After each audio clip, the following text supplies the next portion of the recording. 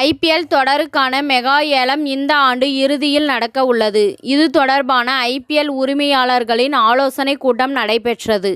இந்த ஆலோசனை கூட்டத்தில் ஹைதராபாத் அணியின் உரிமையாளர் காவ்யா மாரன் வெளிநாட்டு வீரர்களுக்கு பிரத்யேக விதியை கொண்டு வரவேண்டும் என்று வெளிப்படையாக கருத்து தெரிவித்தார்.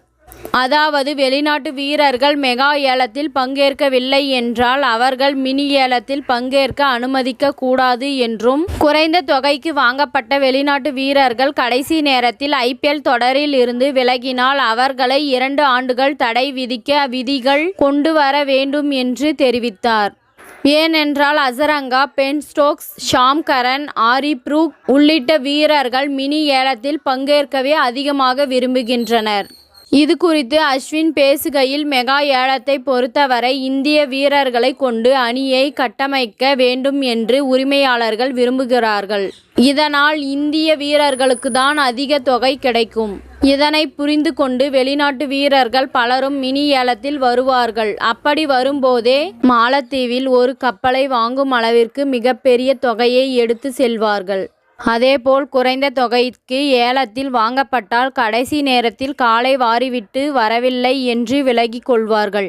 அதாவது ராஜஸ்தான், மும்பை, கேகேஆர் போன்ற அணிகள் 13 முறை ஏலத்தில் எப்படி ஒரு வீரரை வாங்கலாம் என்று பயிற்சி மேற்கொண்டு மிகப்பெரிய திட்டத்துடன் வந்து குறிப்பிட்ட வீரரை வாங்குவார்கள்.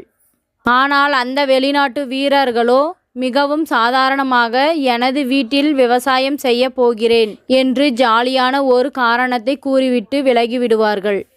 இதற்கு ஆப்பு வைக்கும் வகையில் ஐபிஎல் உரிமையாளர்கள் கூட்டத்தில் சில கருத்துகள் முன்வைக்கப்பட்டிருப்பதை அறிகிறேன். அதேபோல் வெளிநாட்டு வீரர்கள் எவ்வளவு பெரிய தொகைக்கு வாங்கப்பட்டாலும் இந்திய வீரர்களின் அதிகபட்ச ஊதியத்தை தான் கொடுக்க வேண்டும் என்று சில ஆலோசனைகள் வழங்கப்பட்டுள்ளன. இதனை வரவேற்கிறேன்.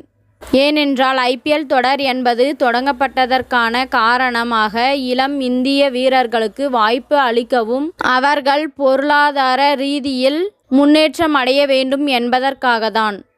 அதிலும் இந்திய வீரர்களை விட வெளிநாட்டு வீரர்கள் அதிக ஊதியம் பெறுவது சரியில்லை என்று தெரிவித்தார். காவ்யா மாரனின் கருத்துக்கு அஸ்வின் வரவேற்பு தெரிவித்துள்ளது ரசிகர்களுக்கிடையே விவாதமாகியுள்ளது. இத்துடன் இந்த செய்தி முடிவடைகின்றது. நன்றி, வணக்கம். மீண்டும் அடுத்த வீடியோவில் சந்திப்போம். மேலும் இதுபோன்ற சுவாரஸ்யமான தகவல்களை அறிய தமிழ் சிறை சேனலை சப்ஸ்கிரைப் பண்ணுங்க, ஷேர் பண்ணுங்க, லைக் பண்ணுங்க மற்றும் கமெண்ட் பண்ணுங்க.